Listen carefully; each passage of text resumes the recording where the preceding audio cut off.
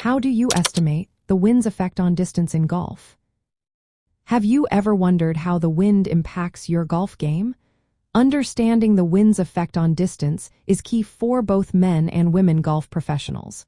Let's break it down in simple terms.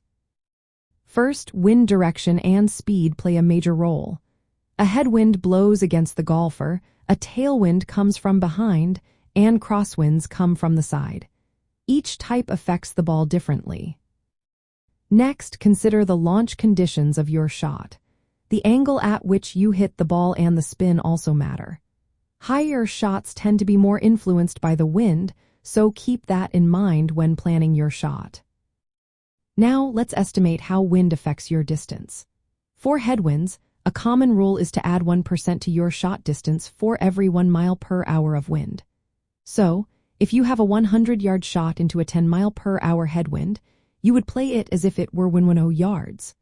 Alternatively, you can simply add the wind speed in miles per hour to your distance. For example, a 10-mile-per-hour headwind adds 10 yards.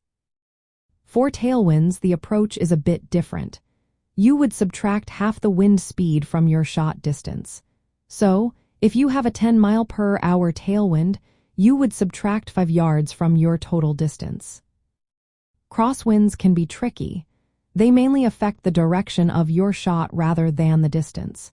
However, they can still reduce distance slightly due to increased air resistance. In tournament play, understanding these wind effects is essential for making smart decisions about club selection and aiming. For instance, during a PGA Tour tournament, if a golfer faces a 200-yard shot into a 5-mile-per-hour headwind, they might choose a club that typically covers 210 yards under calm conditions.